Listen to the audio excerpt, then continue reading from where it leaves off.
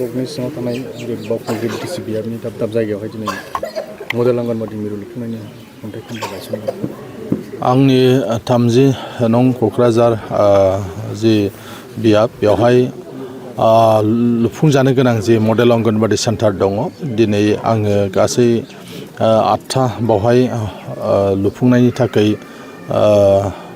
जि खुन्थिया गायसननाय हाबाफारि बे हाबाफारिखौ दिनै मावफुंनानै लादों आरो बिनि अनगायैबो आसाम दर्शननिफ्राय मोनसे बाथौ थानसालि लुफुंनाय आरो बिनि अनगायै गंसे गोदानै लुफुंजानाय जे एमइ स्कुल दाउलाबारि एमइ स्कुल बेखौ बेखेवनाय बेबायदि गासै मोन 10था जे हाबाफारि बे हाबाफारिखौ आङो दायो रायजो राजानि मददजों आरो डिपार्टमेन्टनि अफिसारफोरखौ लाफानानै बे हाबाफारिखौ मावफुंगासिनो दं। गाहायै जे मडेल अंगनबादि सेन्टार बे मडेल अंगनबादि सेन्टारा जाहाथे बिमा रावजों सोलोंथाइ लानायखौ जाहाथे थुलुंगा होयो बिनि थाखाय आसाम सरकारा जि हाबाफारि लादों आरो रुलिं पार्टिनि एमएलए हिसाबै जोङो बांसिनै बे स्कपखौ मोन्दों। बिनि थाखाय आङो मानगोनां आसामनि गिबि मन्थ्रि बिथांखौ आङो साबायखर बावदों, डिपार्टमेन्टनि मिनिस्टार बिथांखौ साबायखर बावदों।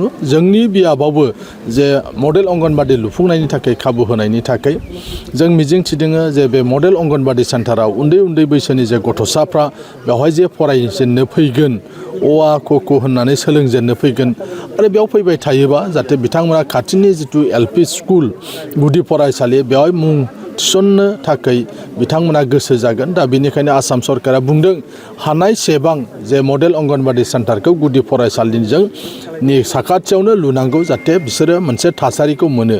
बाहाय जुदि बोसोरसे बिसोरो थांलाय फैलाय खालामोबा बोसोरसेनि उनाव खाथिनि गुदि फरायसालियाव मुं थिसनोब्ला अब्ला बिसोरो गोरलैयैनो बेवहाय थाखोसेयाव थांलाय फैलाय खालामनो हागोन। बेवहाय गाबनाय नङा, बावहाय फैनो बानाय जानाय नङा।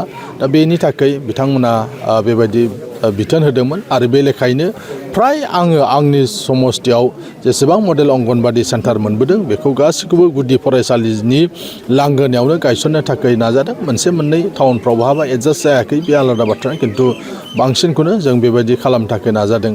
दा बेनि थाखाय आं सानो जे रायजो राजाफ्रा जे फसंथानखौ मोनबाय बे फसंथानखौ जोथोन लानांगौ। दिनै नुनो मोनदों जे जोंनि गुदि फरायसालिफ्राव फरायसानि जे अनजिमा बे अनजिमाया खमायलांगासिनो दङ। दा बेनिखायनो जों जाहाथे गुन गोनां सोलोंथाइखौ जोंनि अंगनबादि सेन्टाराव जोंनि गुदि फरायसालियाव जाहाथे मोनो बेनि थाखाय फोरोंगिरिफोरखौ जाहाथे जोंनि रायजो राजाफ्रा जोंनि गामिनि दैदेनगिरिफ्रा जाहाथे मदद खालामो बेनि थाखायबो जों खावलायबोदों।